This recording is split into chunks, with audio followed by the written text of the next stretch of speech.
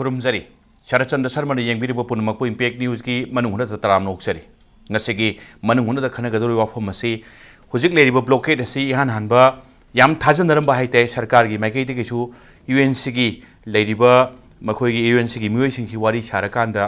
Blockade से लोरसेललकांदा चंगदबा याद्रबा पोलम सिंगसी पुसलकपगी वाफम दुनी पुसलकनबगी इहान हानबा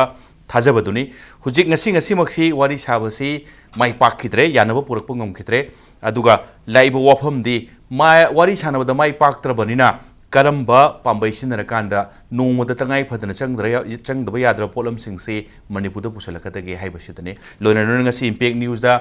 टांकक्सदा खननबगिदमक्ता सरुक यागदोरिबा केससिंगै मियामंगदा सक्ताक्सगे आइगी हेक येत थंगने फंबिदेबसे खेलेन थौसोमनी स्पेशल करेस्पोंडेंट टेलीग्रामनी तामु तराम नोक्सरी थैंक यू अदुगा तामुगे हेक ओइदा मरक्त फंबिरिबसना लेहाउ थाफम शरचंद्रनी पॉलिटिकल एनालिस्टनी तामुसु तराम नोक्सरी अदुगा आइगी हेक फमिनजरबसी धनबी लाइश्रमनी सोशल साइंटिस्टनी आई तामुसु तराम नोक्सरी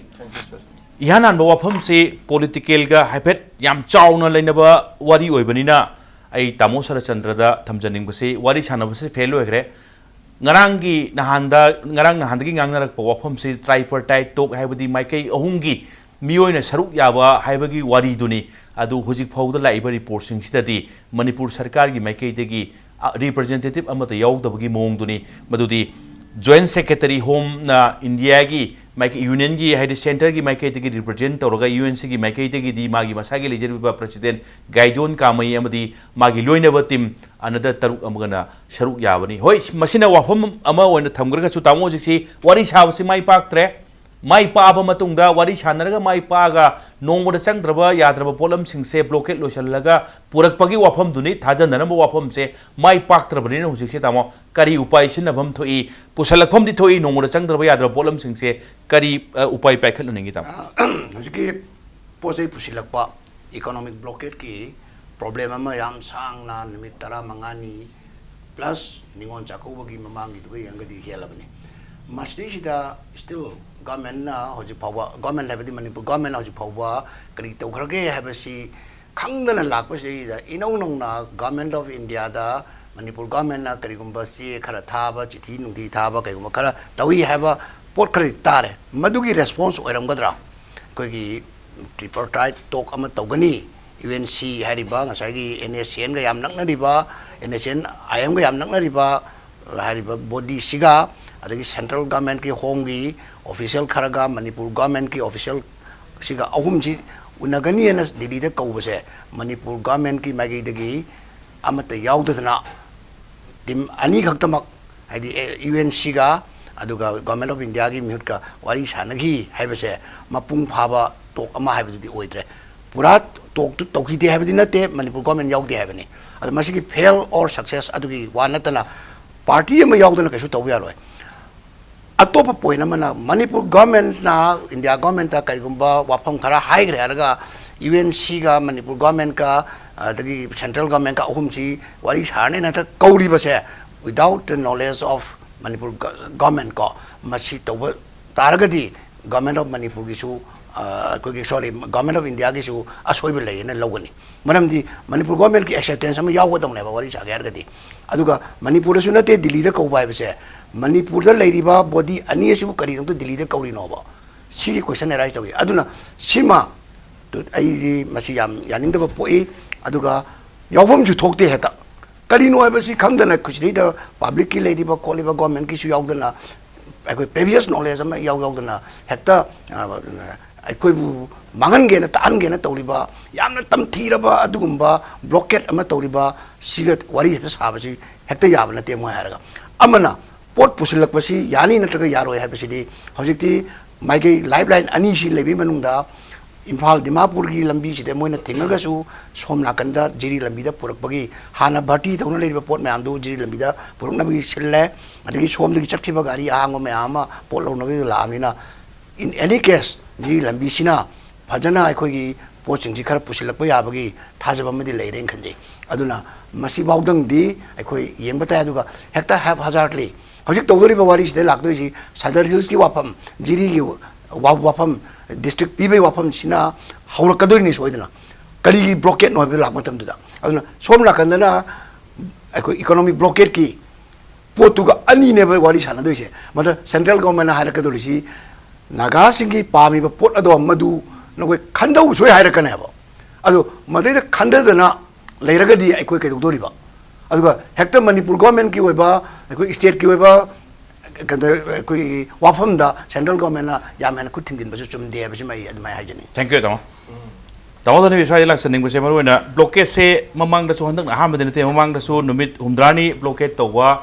100 days hena ga blockade tawwa mayam ama manipur le riba miyoi sing si loina ba hadi masi khang khraba thengna khraba ngak tani handak ki blockade se petroleum products sing loisan gre ga igum ba se yam thurak pa gas stock ta leitre ga igum ba se yam thurak pa aduga plus Ladiba no more chang the other problem sing sigi mamal sing si kangin henga kibagi pibama gi mamim di tare damo the blockade se masigi pibam se kari ohum thambingi as a yam kuina masigi maram da khangbi la abane hujik se demonetization gi khongjang sina maram ora kan to people gi suffer sing je khara di hele blockade se so wa bai maram de du moire blockade anobu dinati adu blockade se handak ti demonetization ga mayok sanarubodagi hena wabam di oire Kamain thambingi da wafams Sir Chandra masi kanoni akhoi India ki si am hemangre India ki BJP ji India BJP ji am hemangre in the sense that ko se demonetization tawre paisa ji pitok pumak to were ko kasunata ba akhoi kasunata in the sense that Manipur ki overall yang kan di Tamenglong ukhulai ji na district ani khatani dana moidana crores ji 122 pire 61 Aduju Reserve Bank of India ki regional akoi office Guwahati na piri niko. Adai di Manipur pumbagina sukna dagi 107 crore pire ko 107 crore. Moigina 122 crore pire. Adai ki di se hogi ba handa ki thagi 11 ta helicopter na purpose moi sorsu yawini. Ada akupa Paul naina ba missing na pi bada intelligence ke source ta di thawaina Delhi na directive am pire ka pi bane na haire ba. Adu ega di Ini sengi terrorist sengi black money naina bona bada ini sengi lari pesa me am didi onto pa yana na ba Delhi na sin don hek to boko number 1 number 2 da oziki sigi misang mikhai nai ba jini koina nuai trise magi economy policy gi magi khoi gi yamroina khoi gi economy parallel economy ga lak pa kanda banking gi kari gi torok ta ba national economy de solak pa aduna magi cashless society khutta pesa pai mota loina ba magi akhoi gi ATM da credit card ta kai tawduna mi miyam jingi mayum da paisa amta leitawa loina bank ta lelaga globalization gi economy gi inda matam jida angpade investment ngamna ba khona ba gi policy ga lokhap to some extent akhoi ju from a very analytically yang kan to some extent that is good and hiding ever but now the problem is sumaina akhoi gi criteria amma ga mana da ba adegi BJP rom gi su he pause ikang khana gumba adegi black money gi phajana tawge haragana overall akhoi gi leriba paisa sida hojik circulation ga leriba 30,000 lakhs ka 30 lakhs crores guys di kasunate ba adu Virginia bank da leriba the Swiss bank da lerisi 88,000 lakhs ne 88 lakhs crores ne madu ju porakane ju porak track ko adu ga akhoi gi sida leri paisa sidu paisa haise sum mayam na paya haina bani ai overall India gi wani kan di paisa ji mai gi almira am da pai na thanamasi akhoi gi ai kana mu yom ne thajadi ko aduga hoi magi Narendra Modi ki objective si khatang kup na yenga di Islamic terrorism namthana bagi pot mami yam song ta bajima di ui maram di ka da Pakistan sarkar makki press ta government press ta moina nammi ba India bi saji moi gi Pakistan ki apun ba sa du ki double hele ara som da sang ko matam dana lakh ani 2 lakh is to 1 ne ba moi lakh ani puraga fake tu puraga khoina ama pi ba aduga whole the terrorist activities kan khalak ba khotpa jugi khangom dana ga check to ba khotpa sigi possible di short term gi dikhara phani ko aduga khitang sangto ga di samana ba dum na makane ama hemani ko ada miyam na sida war si se yam thumale number 1 number 2 da mana cashless society winning adi hana infrastructure kari gi bank me am thamde bank si thoban yo ga di leitre adagi di akhoi gi leriba all the magi ATM booth me am ji karam booth pisa phasana pi ge ba adai masing ju am wali mi ge do minus ako pulam da 100 meters kuding gi leibu junate ada mi am jingsi da awaba mayam mayok nan mase masi han cashless society we hening adi whole the infrastructure se hana semba mathau tai aduna ta bada masu akoi gi globalization gi mai laiba se automation na machine computer myam ji torga thabak si down side angla tawram ne bank gi jo angla thok tawram ne ana bank gi masing liaba mi adagi di hang bagi masing kalaiba pung masing kalaiba miyam ji masing kalaiba sida miyam ji thengnari ba wa basi hana kitang khalamaga infrastructure ji phalamaba aduga yam tamna lawthokpa maduma natte aduna awa basi sam fasana mayong ni ko okay tamo hojiki le phom se demonetization gi matang gi tamo aduma khara fasana tamo explain tawbire blockade ki duma tamo second round dum tang laksap tai tamo da an bose ta khelen dang thungdu u gi nadre ta khelen ngangning ba sing se phundat le ga phak soin ta ne ba tamo ta khelen hojik se maroina paumi sing da su ngang nan ai sum usabada thau phangre no petrol aduga no news ka hebagi play crossing kai sing thekna sit protest ka tawre tamo adugi tanja duma siki blockade na maram orga paumi sing da loin awa bodi loin tab jane ado paumi da tab duma khara adugi explanation ma pangoni tamo dagi plus media reporting ngasi masa masa gi on report nate ngasi hapnari ba sing che local gi kari de hapnari ba sing se web page da depend to wa maroina da queen tu gi matang duni adwai gi report tu ngangari ba si NSN gi moi sing chi nungai hana ba moi sing che harau na ba gi pot amoina ukrul ga adagi Tamenglong ga da tongan na paisa khara yohon gre hai ba sini adwai gi report tu karai bau thaja ba yai karai bau na lobo ya ba karai bau na lobo ya da ba doi tamo dei khang jeningi tamo masi sar akon he to open da masi pawis tu minute ga lali ka je kon he to hai bu se masi khar lugani yes khar lugani di pawri source tu my intelligence adu da reliable kari kra adu mayam do hai ni aduna masi rei sida adu paisa thil have du chume khoina ta ba da paisa thil ru normal course ni okay adu rei chira manipur gi district ani jinatana lemhoriba district taret sida sinnaga da paisa sida gi district ani jino paisa masing helba karigino habam di question am dile kari gi damuti hendo no habigi adu loin equal distribute tawu matam da district mapan ji gi manana se capital city jina khara keno tawre sina economic activities azagi market economy sina kalli sida sigina twin district imbal east ka west ka jina khara yamanji harga atai di adum loin wo equally adum distribute tawu yana no ge keno hisab tawu dum ne aduna huji pau ji da ai lali habisu ngamde ingonda aduga chumi habisu ai ngamde paisa yore habdum dis chumme aduga huji laiba question di kari gi damakta moidana paisa hen pirno habi question ji da ase hairu me am di doubt no di adum kare hani public ki mind ji da chingna ba ma di kari gi no ba why haiba question no di adum sar le haidi paisa thin baduma routine magi kano rasu routine rasu paisa kari gi hujik chi rebo matam chidai da mi yam imphal dagi hena tab su nate mafam du na kari gi paisa ga kari hena thumino gai si singani ngai ma di pu le hujik sar manipur da imphal city da ji khoina leiba kano sida khoina sum survey tawu matam jira survey nate pawmi hoina sum paulo pa chappa sida ai won ta dei ni kano dei ni queue le bise arang nong da yam dum minimum 3 to 5 hours spend tong nari ne ba queue sida thabak ingang loina thado maga aduga madu da su marai u phaba khara khara phang doi ne ba phang hau da ba kambu di phang hoi doi ne ba ada kyau si ngasi keno da phuna se ne ga tawe tawmuti tawna gi dre kan MG binu gi SBI gi branch ma da macha nupi ma mapan da foreign da se ada like tamba foreign exchange lak chaba paisa ka bi counter su na taba aduna huziki regulation tawu se bank manung sa ga deposit tawu bu ero ari withdraw tawu bi ero exchange gi bu ero chang sing che kama du bank ki keno juna bank tanga iba tham bi security sing tu mo ne regulate to do je ngasi di hal huziki SBI MG binu gi kano si di ngasi la iba ki le bi kamu regulator ba chang ba yaro ikana huziki masa gi emergency pesa tha do ma mayam changhan de na ma hale sum nuai ta ba di yam le re ba swais da ni swais ni kya us thok na are phuna chene ge to ba are poche le ba adigi atopa mana tanja sida unscrupulous person kharana mi khana market ta pesa yo le usi han already khoi money market am le jare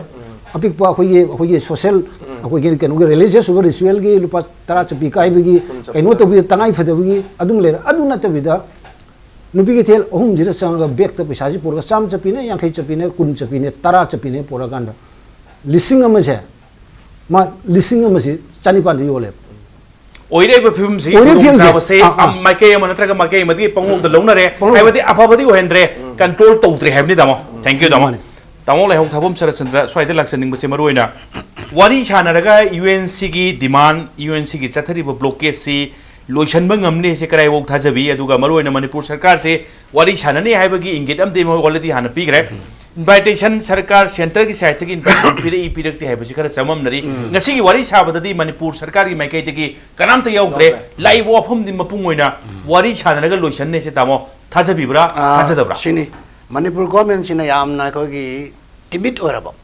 yamna ki jaraba magi governance ki sing da yogdre nagana karan namna taba lamjing sida ko gi sarkar gi sason si yogdre haina adugumba mi paiba ma ki jaraba adur boidi event sina hairi basi Sadar Hills district amasung tameng ko gi jiri gi district ase masi lakthok kani na torambado madu lakthoi haiba gi experience ma piraba adugi matamda economic blockade to kane haibna ba adur boidi mani ila ila manipur ko mena tokjare masi wafam je koi tokjara hoi haraga de dum to ko natadna manipur government na event sigi magi guideline makhada chat labat adu raga di yare ko natadna to raga di masi economic blockade se moina tawni hairi ada economic blockade to matam da kar moina tawning ba thabak tawna any ko gi la ko hana haina gre ai na su yade supreme court na su yade masi illegal way na kaya ma haila da state government sina central government ka akogi UNC asibu support toriba masibu indicate toriba kogi NSCN IM ga shanti gi wari sanari banina NSCN IM se thembiu mogi makhada wari sabiu aduna maran se central government ki marane na somda state government kanna mogi spokesperson karki mayam na hairi hajeriba aduna sigi phibam sidaida akogi state government na adu maina tawre harga sum leithokpa adu muhuta hojikti noina tawri base aina su yade am su yade koi state government ki tohom thokpa thaba khara taw gani haiba gi gat ado madu yawra kanda akogi kari doge se consequence yeng bata ba maramdi somda naga kamuna su akoi government asi hariba UNC hai tare naga ibedi loina makinate UNC na manipur government ji moina recognize tokde moiga akoi mari leina de hargadi mari leina da duga manipur government kamai wari sa doino aduna hojik manipur government na makoina haibada tasena hata free wena ya thogadi mai blockade of line tokjagrani aduga kaido boisu yadorino ai motadi district lakthok pai base manipur government ki gat yauragadi Sadar Hills district se lakthok kadamni jiri lakthok kadamni makoina sason pai ri braba ko makoina sason pai yaragana matam madam moina sason pai banga makanda manipur government ji moina pai banga jarakanda kakhat kera togera toba aduga hekta mapan lagi akoina tawning ba tawni akoina sason punamak se akoi khutta lei lambi punok se akoi khutta lei habisidi masidi yam illogical loiba aduga ain yada botam ne khalena manipur government ki gatche yang batare handakti thank you tamo danabi break ki matung don tamo da laksapte tamo same sara lebi go tamo commercial break em ki matung da impact news ji manung huna yengbire ba punam ki mafum da thuna pudun laksake impact news meng ta dun lebi beneath 100 meters from the Earth's surface, naturally filtered through saline stones, pure, clean, and healthy water.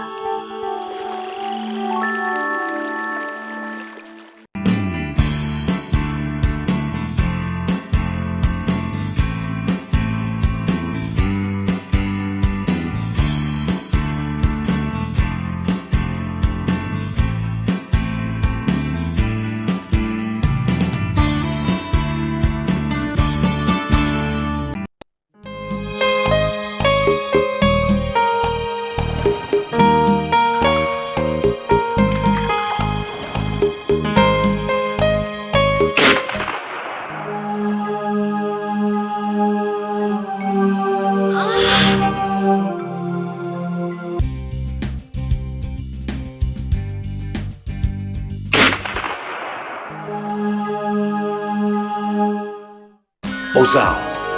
Pain Relief Ointment Khwang naba, kok chikpa, tang chikpa amadi khu naba na singbada sinaba yarba Ozal Lipsap Group na puthok saba Ozal sinabiyo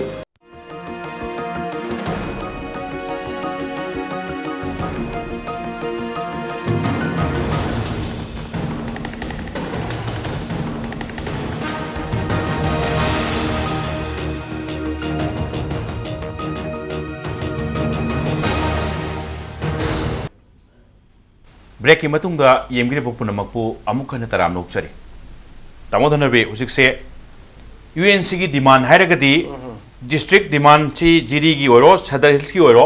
बसी हंदोक ओहायबनी हंदोक पदुर वारी सानरगा यानबा हायरगदी अन्नी जी हंदोक तामनी हुजि नत्रगना वारी सानबगी Moina मोइसु हायरी मोइ हायरिसी थेंखांग मरी रक्त वारी सानखरे MOU अमा state का हाइदी इनखरे पॉइंट मरी यावबनी मरोन मोइ हायरिसी अनि डिस्ट्रिक्ट लाउथोक्त्रिङिदा मोइगी अयाबा मोइ तानरमबगी वाफम म पल्ले सिगी मतंगसे सोमदना मणिपुर सरकार की माइकई दैदी कुइरे तंजा चाबा हेक चाबा सदर हिल की मियोई सिंगी खितंग हेक हराउदोब नुंगाइदो ओरगना सदर हिल डिस्ट्रिक्ट सी मसी मरम चारम डिस्ट्रिक्ट पिदोपम थोबनी ने कुइरबा डिमांड ने हाइबा जिनी चलसु स्वयं हाइबा हुजिक लुरिदी यूएनसी के यानना होनरगना मसी तौगिरो हाइदोरिमने ब्लॉकेट हंदोइन खलसे अदु ओरगदी मु Sadar hill district demand committee plus Jiri district demand committee साइदो हाइदोरिसी अखोय सुपीरो मोइना पीरो न ब्लॉकेट तौगनी अखोय नु पियो नु तौरगे हारदी सरकार की खुंफम जे करमबदा थांगोरी तामो स्वाइसे मसे सरचंद्र केनोनी अखोयगी तसेंग नायदिंग साइगी से याम नुंगाइरिसे अखोयगी अखोय गवर्नमेंट याम नुंगाइरिसे 80s की से कनोगी दी सदर हिल्स पीबगी दी मणिपुर ने स्टेट फंगमदागी ममांगी पार्लियामेंट की मिफमदा डिस्ट्रिक्ट में आम जिंजे फॉर्मेशन तौर मतंगदा सदर हिल्स डिस्ट्रिक्ट पियो न हाइग्रमनेबा मोइदी याम कुइरजानी अदगी 80 द तौरेको मागी कोई लिसांग मतमदा से खुदमोइना हेक अतो अतोबुसे साइ मरी रक लाई हाइसे 81 ने अदगी 92 ने अदगी 96 ने 98 ने अदगी 2011 दा मु यूनियन होम मिनिस्टर लापदा मु मेमोरेंडम अमा पिनरगा अंडरस्टैंडिंग अमा लेबगी मागी एश्योरेंस अमा पीबगी मंगा ने बा नगागी लेस नगागी लेबो लोइना बक्सी ममांगदा कुकी गिजु लोइ लेने पीरे पीबे यारोय पीबे यारोय मेमोरेंडम अंडरस्टैंडिंग सुम लेनरिनेबा अन मसिगी करायतारे पीनी सोमदना पीरो हाबे सुम लाकपसे मसिगी politics C ngam adum magi palephom makhangna pibu pigera piu piroira torongadabaneba ada hojik ta khudi am lurisi nagana masigi district assembly da moigi interest si moigi hidden agenda si kaino moigi interest si kaino yenkana da thina teba moigi lamngak ni marak sida ma phaijalakanu अखोगी वखल आसाम सागलीब मणिपुर अखोगी administrative unit तोान मोदी लंबो तोान लेजगे है अपाम काय है मणिपुर की अपुनब मियाम की कमन इंटरेस्ट कमन एस्पिरेशन की मायोक्तने है तारे लाकानदी मसा ओजा सर हाईबीना गवर्नमेंट की पीथोकने ले पीथोकनी मरम कहोद इकोनॉमी ब्लॉकेज सुतोर नागाना मोइना पीदोरेदना तौरिंदना पीद्रेना हाइरो कुकी नमुक तौरनी सुलेप लेपरोय अन मतांगसिदा इना हाइजनिंगमदिको आइगी माइकैदगी अखोय इकोनॉमिक ब्लॉकेज सिदा अखोय म्यामना पंगबा पाकटबसोय फते खाली कयोदा मागी तोंगजबगा मांगजबगा नि जेंगबदा तोंगजबना याम हेलेबा इकोनॉमिक ब्लॉकेज से कइनोदा आई सुम उजबदा अखोय युमबु मिदे याम खंगमने खलेना से कुदमोइना अंगांग जी ngoksinaba म्याम जी मोटरसाइकिल जी नियरली 80,000 मुझे तोंगा थाव फ्री दा आप कोई म्याम मोजम तो उद्रे युम खुदिंग लुपा चाम चामुक सेव तौरमने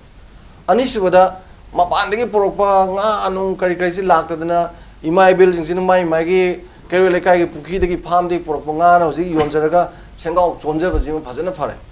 adagi di थाव ji phangaktadana tangju chom yore ngasi chom yo buji leiroi haidana cycle tonga chatpu jam yauriba manipur ji am pe office ki kari kari थाव बजी तौरकान अखोइसु मधु अखोइ चाइनीज की याम फबम लेबा अखोइ खुदोंग थिबा ताबदो अखोइगी खुदोंग चाबो वंथोकबदो अदुगी मोंगदों ना अखोइना होजि साइकिल का तोंनरै जी यामना फपोनी अदगी मना हिंगोल दा लाइबा हौबो पोसि चाना देबा कथे दे ले चा तोनी इकोनॉमिक ब्लॉकेट मनुंग दनी हिंगोल की हिंजांग नापी लेरिबा अदि मपांग थाव नुंदु ngौदबिदा अखोइगी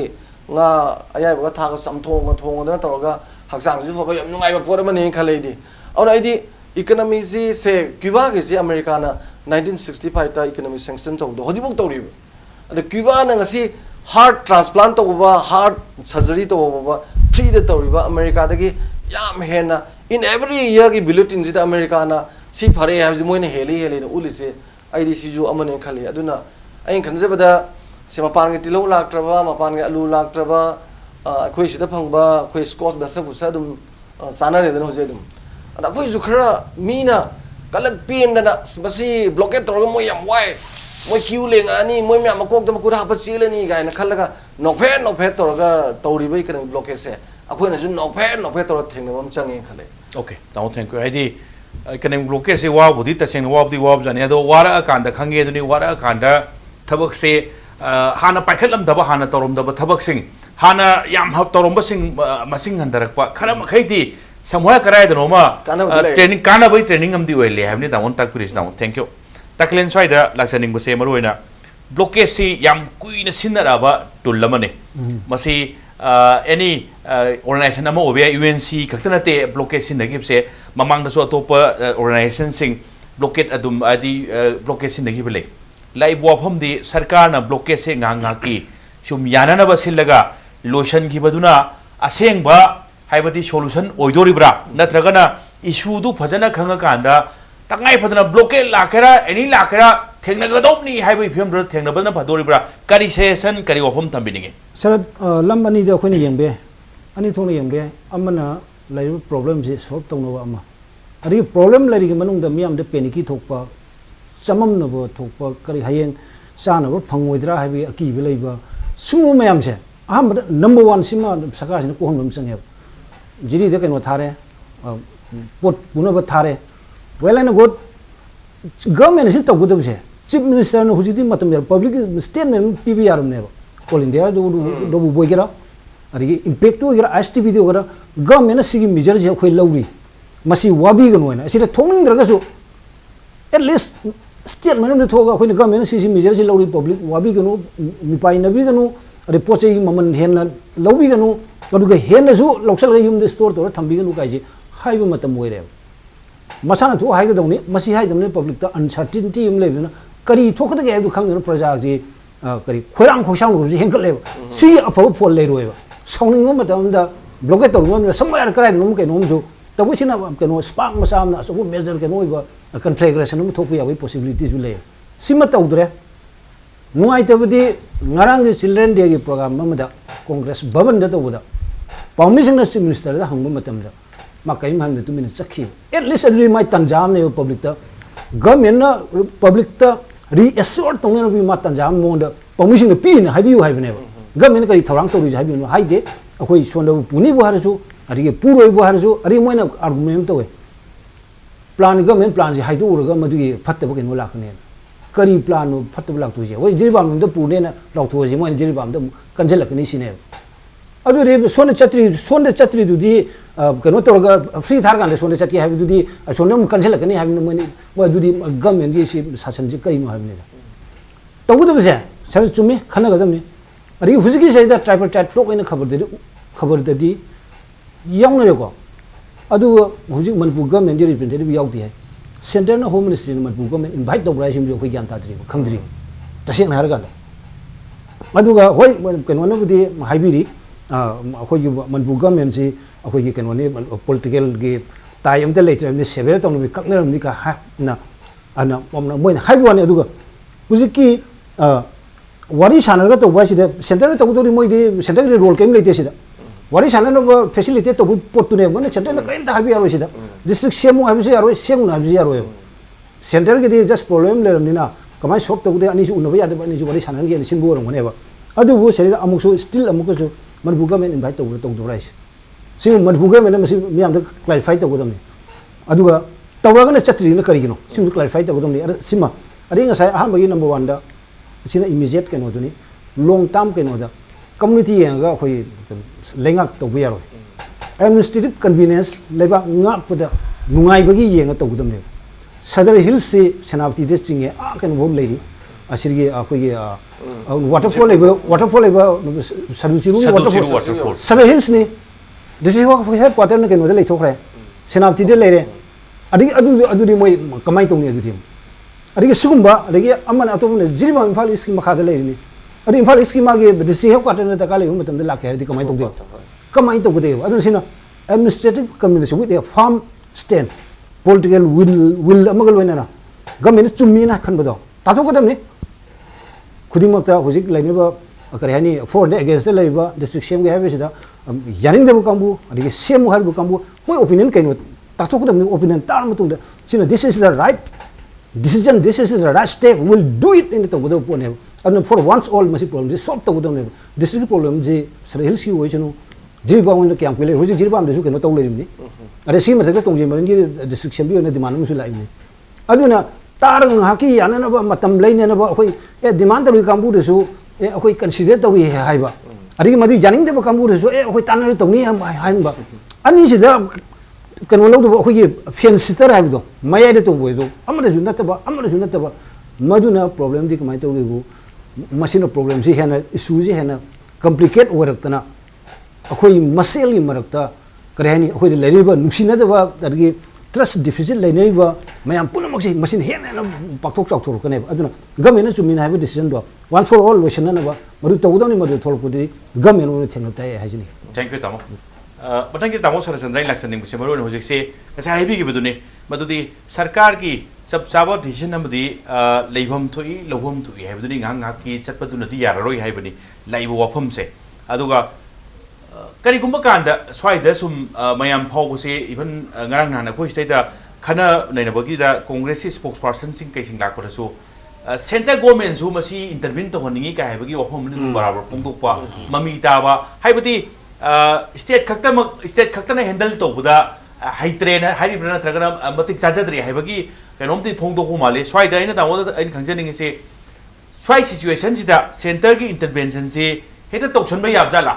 नत्रगना सेंटर इंटरवेंशन से करम कांड तोगली का है सीमा हाइपेटंग पब्लिक की सु खंगौ नबा कितन अदु अपुंदु मथक कोई मणिपुर की नेता सिंसी यामना अखोइदी नेता ओरबनी अखोइदी पब्लिक की लुसिंगबो ओरबनी गाना खंजरे हरगा मखोइसी सेल्फ स्टाइल लीडर गाइदो मोइना का पाइ हाजिलगा मोगी खुचुंगा खरा थकपा कोटपा मोगी हुमांग कनोगा खरा ले थकपा कांगुना पंगता तागा दौदो इंटेलेक्चुअल सर्कल ना नत्रगना ते सर्कल ना तारमगनी ताबदा तलंगमनी गाइसी मोई खंखंग ना पांगांगेबा करी दबगी स्टेट गवर्नमेंट की कनो नते सेंटर ना तौदौने दुनी गायना नेशनल हाईवे सिदी सेंटर की थबक नि गायना सिकुंबा मागी कनो दि तो मागी नुपी अंगाम होई तो युमदा लेबा उसी भाव लोकने ताबदा उसी मीगी लोन खर खंगे दाइना उसी हटकनी गाय दी पीसीए दो अदना उसी भाव ताबदा नोक दो पोची याम गांगे बा मकोई की मसागी लमजिदा मीना मई थारगा आ सेंटर ताकने सु करी हाइनो सिकुंबा अकोई की irrelevant to ba mathong malong khang da wa si praja da sando poche tung da tog da fai aduga center su kamai to ga election da handak ti congress government se fail government lama ohen ba hoji ki leri ba sri bobi ki sarkar se in all respect fail government lama ohen ba ka gi koi ki governance lei lei te ga de hai ba hajin de fail government ni hai ba si unna lebi da makta makoi adum yengang lei ba asi gi nature ma tawe ba som da so maram di mo gi mantri mayam ma sei da कदी केनो खोंबी खोंगलाव मयाम लाएर मसेद नुमित खुदिंगी तौना निंगोन न मपाम the नुमित खुदिंगी चलदी लेकाय न मसक येनिंग दबम लेदाइना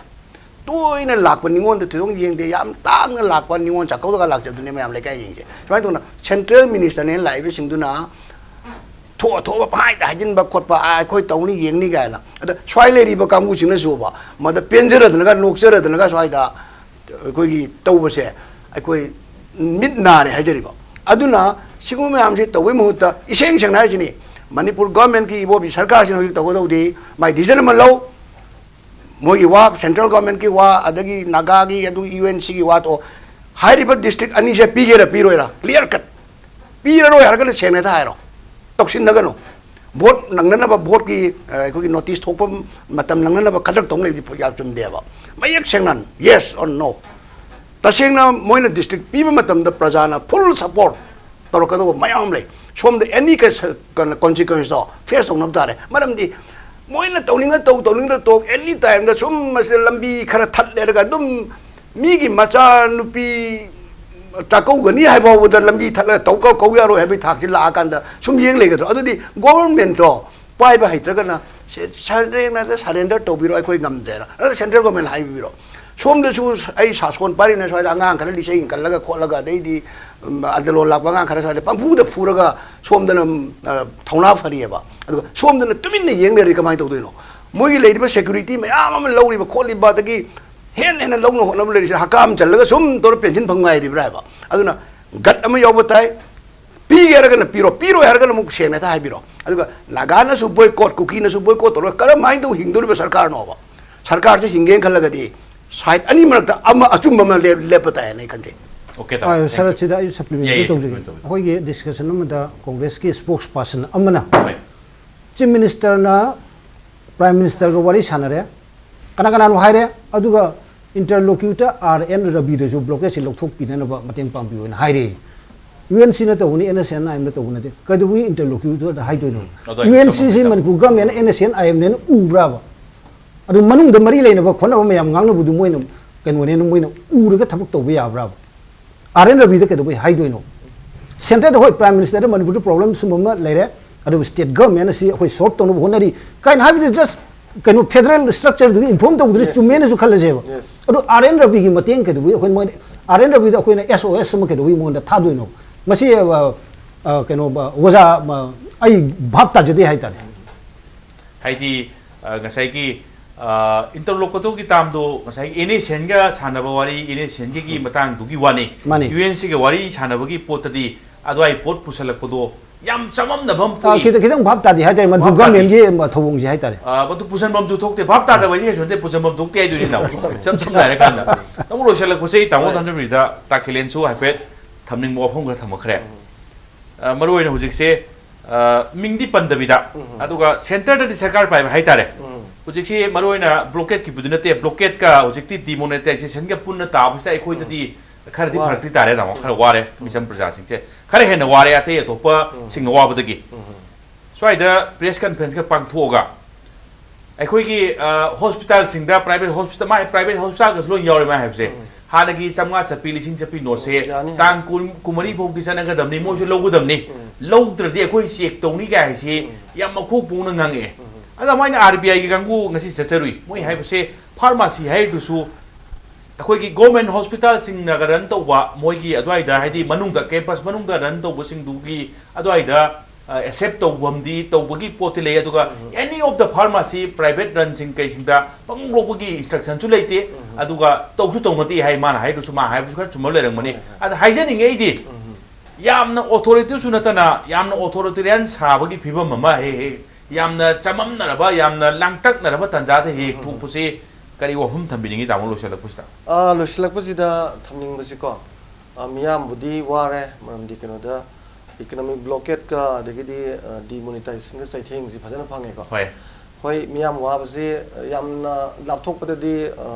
economic blockade na di wande ai masidi adum yam clear hoise aduga sida hoi hojiki jiri gi je 296 truck my security purga chatpa aduga pot puthoropa ga iduna my blockade sigi thengna tare dana sida akoina awaba kon bai je rim to pilate government is a authority ni coercive power is the chumne power na the coercive hat pa tu pa marap sa di loina jen the pi ba ko loina ma pone ba aduna logi ming di ngorsu la le har ba pot sigum masidi takai dana eta matung manau su to dana ba blockade ki culture ama lai jilai tana ba masi ekta phajana atu matam da angpu matam da tong mo na to do ba ya pot ama ne khalle ba ko madu ma toninge ada ani su da miyam gi paisa gi se yam ju pakhan ma le khu ju ko ai na khanje ba da manipur gi miyam gi makut paisa am leite su paisa am leite hoi akhanna ba khara paisa pai ba yam pai ba wani adu manipur gi de ya mana ju zero balance ka tani account han ba to yam ne indecent ba se ai di December ki 31 box si koi paisa kai bi yari ba tang butra buk ta ye se ta 31 box yari ba ado hoji su paisa su chama he kale dana handa ke my current month sidagi 76 hours storm madigi hojikti amun November ki sidagi 25 for that box 20 ele sang to ena amasda yamna inna dana khona dana koi emergency ki luhong kongdong ba anai ki to bojing du na khara kom to jaraga yamna he to mi ji an ka yam khalak buje ai de muk ching rei je board ki paisa je hosdi yen thobra sine e khanan ningai oi pot amani khoi ki krai ni hoi emergency le bajing du darkar di wa khoi ju bank changdri ba eng ki ko kharan nem dara ga changa ge ko kai na khara lei jaba khara du dum kona dum adjust to ya ge na khale ba ai di swaina khoi mi pai da ba thong ju ngai re ko ai gari je thong yong yong na ne tiling je le ba ai di phul la lo de ya de adagi di wa grabasi da muk sen tong ne da hono mayam ju yauri ba ꯍꯣꯏ ꯄꯤꯄꯥ ꯄꯨꯗꯅ ꯃꯗꯨ ꯍꯥꯞꯄꯒ ꯍꯦꯛꯇ 30 ꯆꯍꯨꯝꯗ ꯌꯣꯜꯂꯅꯤꯅ ꯀꯥꯡꯕꯨ ꯑꯃꯁꯨ ꯂꯩꯗꯅ ꯃꯤꯌꯥꯝꯁꯤꯅ ꯋꯥꯔꯤꯉꯩꯁꯤꯗ ꯑꯩꯅ ꯀꯔꯤ ꯃꯇꯦꯡ ꯄꯥꯡꯉꯒ ꯃꯤꯌꯥꯝꯁꯤꯒꯤ ꯅꯨꯡꯉꯥꯏꯒꯗꯒꯦ ꯍꯥꯏꯕ ꯈꯟꯕꯗꯨꯅ ꯆꯥꯎꯈꯠꯄ ꯍꯥꯏꯁꯦ ओके तब ꯃꯤꯌꯥꯝꯁꯤꯅ ꯋꯥꯔꯤꯉꯩꯗ ꯑꯁ ꯍꯧꯖꯤꯛ ꯅꯥꯒꯥ ꯀꯨꯀꯤ ꯃꯩꯇꯩꯒ ꯅꯨꯡꯁꯤꯅꯈ꯭ꯔꯖꯥꯠꯅꯤ ꯑꯩꯈꯣꯏ ꯗꯤꯃꯥꯄꯨꯔꯗꯒꯤ ꯊꯥꯎꯁꯤ ꯂꯨꯄꯥ ꯂꯥꯛ 5 ꯄꯨꯔꯛꯑꯣꯅꯦ ꯍꯧꯖꯤꯛꯁꯦ ꯑꯗꯣ ꯅꯥꯒꯥꯅ ꯄꯨꯔꯛꯇꯣꯏꯅꯤꯀꯣ ꯑꯗꯩ ꯀꯥꯡꯄꯣꯛꯄꯤꯗ ꯀꯨꯀꯤꯗ ꯑꯃꯨꯛ ꯄꯤꯔꯦꯅꯦ ꯀꯥꯡꯄꯣꯛꯄꯤ ꯀꯨꯀꯤꯗꯨꯅ ꯑꯃꯨꯛ ꯄꯨꯔꯛꯑꯦꯅꯦ ꯇꯝꯄꯥꯛꯁꯤꯗ ꯃꯩꯇꯩꯅ ꯑꯃꯨꯛ ꯆꯥꯏꯊꯣꯛꯑꯦꯅꯦꯀꯣ ꯂꯥꯛ 5ꯗꯣ ꯂꯥꯛ 35 ꯐꯪꯗꯣꯏꯅꯦꯕ ꯂꯤꯇꯔ ꯍꯨꯝꯐꯨ ꯃꯉꯥ ꯄꯤꯗꯣ ꯆꯍꯨꯝ ꯌꯣꯜꯂꯛꯑꯒꯗꯤ ꯂꯥꯛ 10ꯗꯨ ꯂꯥꯛ 30 ꯑꯃꯨꯛ ꯐꯪꯗꯣꯏꯅꯦꯕ ꯃꯣꯏ ꯃꯁꯤ ꯌꯦꯟꯅꯔꯒ ꯍꯣꯅꯤꯃꯨꯟꯒ ꯆꯠꯈꯠꯂꯛꯈꯤꯅꯤ ꯒꯣꯋꯥꯗꯀꯣ ꯃꯁꯤꯃꯥꯏꯅ ꯃꯤꯒꯤ ꯈꯨꯗꯣꯡ ꯊꯤꯗꯅ ꯋꯥꯔ ꯃꯇꯝꯗꯨꯗꯀꯣ ꯆꯥꯎꯈꯠꯄꯒꯤ ꯋꯥꯈꯜꯂꯣꯟ ꯃꯥꯏꯟꯁꯦꯠ ꯑꯩ ꯄꯩꯁꯥ ꯍꯧꯖꯤꯛ ꯌꯥꯝ ꯍꯦꯟꯅ ꯗꯔꯀꯥꯔ ꯂꯩꯇ꯭ꯔꯤ ꯃꯌꯥꯝꯁꯤ ꯑꯊꯨ ꯑꯀꯥꯏꯒꯤ ATMꯗꯩ ꯂꯧꯖꯖꯅꯨ ꯒꯥꯏꯅ ꯈꯟꯕ ꯕꯦꯡꯛꯗꯩ ꯑꯣꯟꯊꯣꯛꯆꯅꯨ ꯈꯟꯕ ꯇꯧꯗꯕꯤꯗꯀꯣ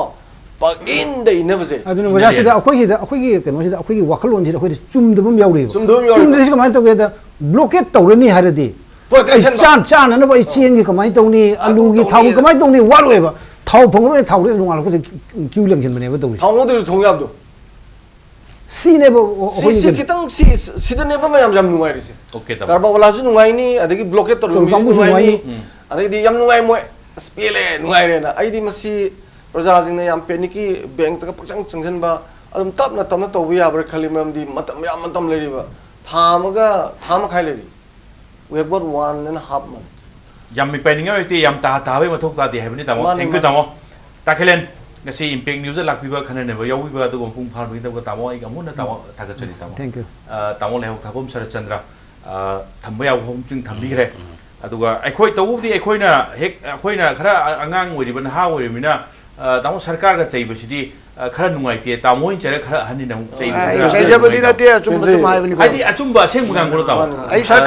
sarkar ibo lai ne kan jarim ne okay tamo thank you tamo ngasi yawi ba pung phar bi da tamo koi dor ko da mo kan thaga chali tamo तामो धनबी Yama ngang बद तामो ngasi yam साथी Bamna blockade की कानबसु लेयने पुथोक पिरक पसी होय अदो area दो सुम होरेन आई सु होरेन युमदा रा पोथार कांदा येंगबम तिंग निसंग निसंगनी सुम बसाला गायना तामो आइदी इमुंग पुजवनी खंगी ओके तामो थैंक यू तामो ngasi gi damak ta team big news gi manung hunna matang sta loisana wi tanjai orle adu lamdam sta thokliba thodok athok kya gi marik sumba report ki damak impact news miyeng ta dun lebiu